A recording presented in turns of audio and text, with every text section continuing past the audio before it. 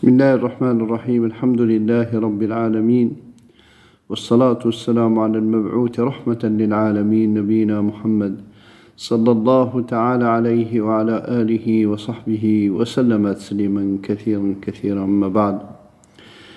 Mes chers frères et sœurs, salam alaikum wa rahmatullahi wa barakatuhu.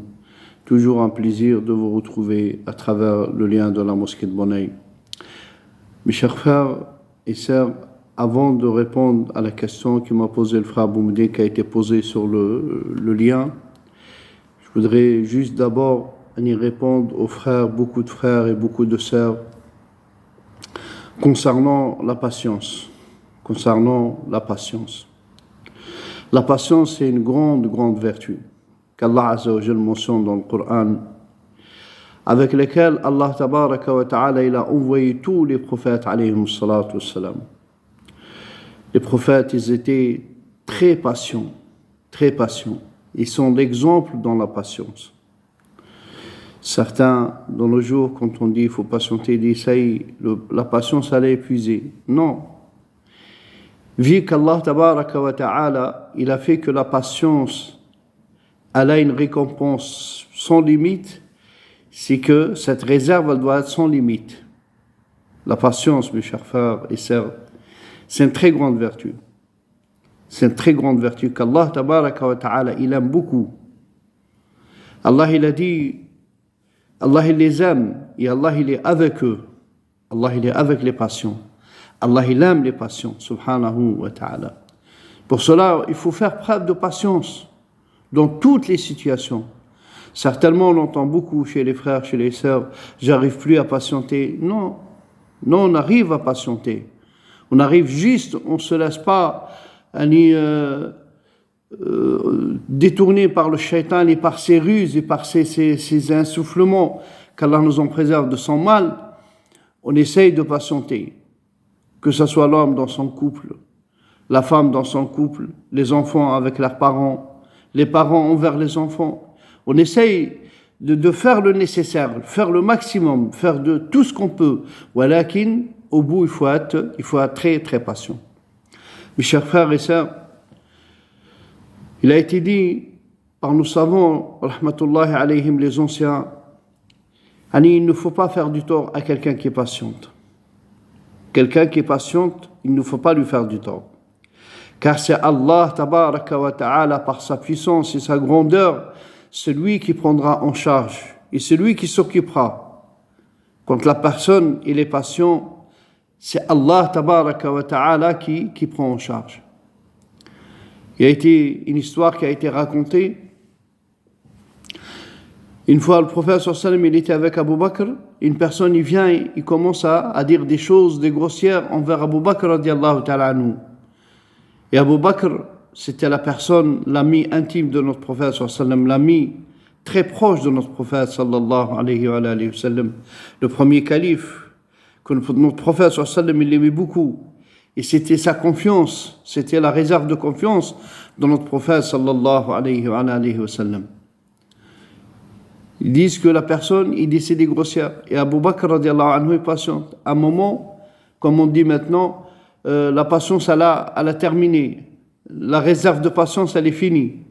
Il a éclaté, il a dit, le prophète sallallahu alayhi wa sallam, il est parti. Quand Abu Bakr il a interpellé le prophète sallallahu alayhi wa sallam, après il lui dit, Rasulallah, il m'a insulté, tu étais là, et quand moi j'ai répondu, tu es parti. Pour quelle raison? Il a dit, quand tu étais patient, c'était Allah, il a wakkala malaika. C'était les malaïkas qui lui répondaient à cette personne qui faisait du tort ou qui faisait du mal. Ne t'occupe pas de ça. Et quand tu as répondu, c'est le shaitan qui est arrivé. Et le prophète, il n'est pas à s'asseoir ou à rester dans un endroit où le shaitani, il arrive qu'Allah nous en préserve de son mal. Enfin, c'est pour cela, mes chers frères et sœurs, la patience, c'est une très grande vertu qu'Allah il mentionne, qu'Allah tabaraka wa ta'ala il mentionne. Et c'est une belle vertu, mes chers frères. Ayez la certitude, n'importe quelle personne qui fait preuve de patience, que ce soit dans une madlama, que ce soit dans une injustice, ou que ce soit dans tout, à partir du moment où le croyant il fait preuve de patience, ait la certitude que c'est Allah tabaraka wa ta'ala par sa grâce et sa miséricorde et sa grandeur jalla fi'ula, c'est lui qui s'en occupe. Celui qui s'en occupe. Donc je n'ai pas à la vengeance, ma vengeance à moi, elle fait quoi? Qu'est-ce que je peux faire à cette personne? Qu'est-ce que je peux? C'est pour cela que notre prophète sallallahu alayhi wa sallam, il nous a appris une dua quand on arrive à sentir un peu la douleur de l'injustice ou la douleur de cette humiliation, on dit Hasbi Allah wa ni'mal wakil. Hasbi Allah wa ni'mal wakil. الذين إذا أصابتهم مصيبة قالوا إنا لله وإنا إليه راجعون. Ils font preuve de patience contre eux. L'épreuve, elle arrive certainement du fois qu'Allah nous en préserve, elle arrive avec un taux très élevé sur la personne. Et cette personne, il dit Inna lillahi, c'est à Allah que nous appartenons. Et vers Allah nous retournerons. Il fait preuve de patience. Certainement, Allah, tabaraka wa ta'ala, par sa grâce et sa miséricorde et sa grandeur, jalla fi'ula, il le récompense pleinement dans ce bas monde et dans l'autre monde. Seul Allah sait la récompense, subhanahu wa ta'ala. Inch'Allah, on continuera juste pour répondre à la question qui a été posée, pour ne pas laisser les frères et les sœurs sans réponse. Le rêve. Il y a certaines personnes qui sont éprouvées par le rêve, c'est ce qu'ils appellent le rêve rose ou le rêve. Dans ces cas-là, le rêve, si le rêve il est d'une façon continue, il faut voir. Si il arrive ce qu'il arrive à tout le monde, de temps en temps, l'homme ou la femme, il voit des rêves. Je ne peux pas vous détailler plus. Ils voient des rêves, c'est ce qu'ils appellent eux les rêves roses.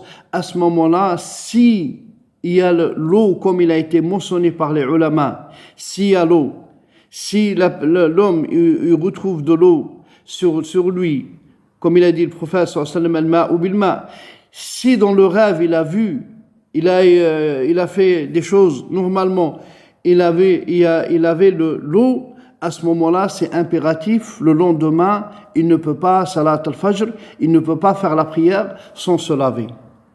Là, l'impureté majeure, elle s'impose. Et là, il y a le ghusl qui s'impose. Il ne peut pas faire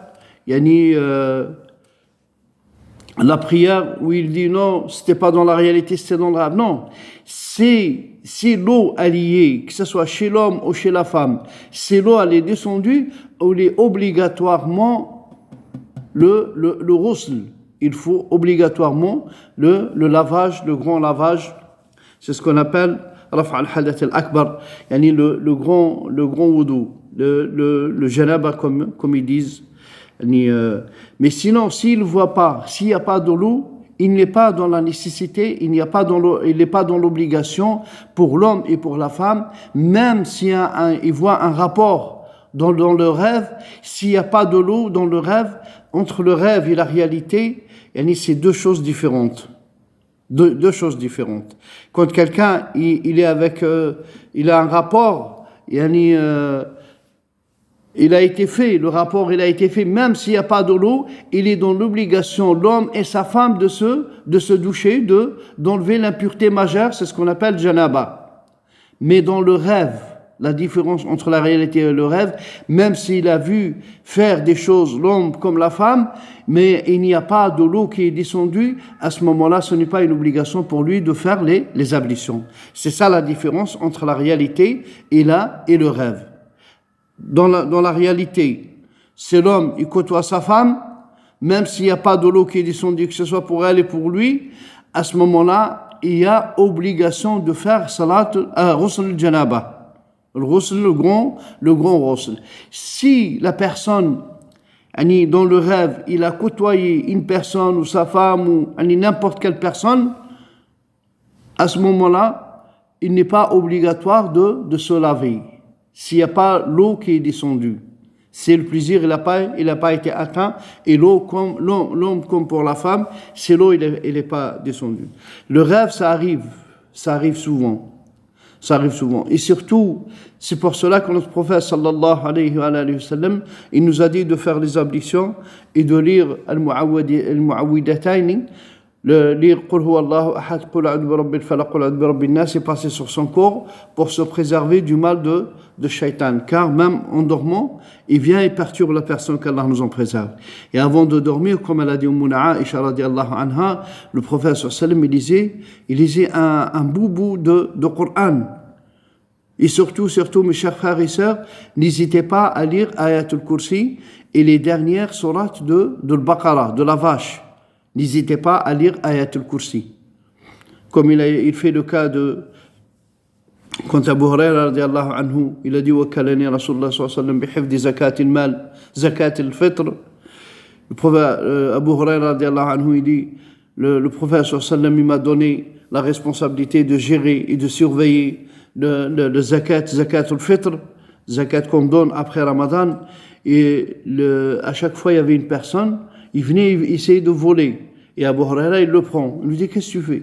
Il dit, lâche-moi, j'ai une famille, Ali Ayyan, j'ai des enfants, tout ça, je suis dans la nécessité. Et il le relâche, Abu Huraira, radiallahu anhu. Le premier jour, le deuxième jour, le troisième jour, il a dit, je vais t'amener chez le prophète sallallahu alayhi wa sallam. Comment, chaque fois tu viens, tu voles, na'udhu billah. Il lui a dit, laisse-moi, je vais t'apprendre quelque chose. Je vais t'apprendre quelque chose. Quand tu viens de dormir, c'est Shaitan qui dit ça. Abu Huraira radiallahu anhu. Et le prophète sallallahu alayhi wa sallam, il a confirmé que la communication qu'il y avait entre Abu Huraira et cet homme-là, c'était le Shaitan. Il lui a dit, quand tu viens dans ton lit, lis Ayatul Kursi. Lis Ayatul Kursi. Quand tu lis Ayatul Kursi, par la grâce d'Allah Azza wa Jal, tu vis sous la protection d'Allah Azza wa Jal. Tu as fait les ablutions, tu rentres dans ton lit avec tes ablutions, tu lis Ayatul Kursi, et tu lis les dernières ayats de Surat al-Baqarah, ou tu lis al-Mulk, Surat al-Mulk, celle qui protège qu'elle protège le croyant de la tombe, du châtiment de la tombe, qu'Allah nous en préserve. Et tu dors dans la protection d'Allah Azza wa Jal. Mais il ne faut pas dormir comme ça, sans lire le Coran, sans avoir les ablutions. On devient une paroi pour les shayatines. Et si c'est les rêves à répétition, ils reviennent à chaque fois, il faut essayer de contacter quelqu'un que vous connaissez dans le quartier, ou quelqu'un qui maîtrise un peu le monde un peu de la ruqya, tout ça. Barakallahu fikum, Wallah taqabbal, salam alaykum wa rahmatullahi wa barakatuh.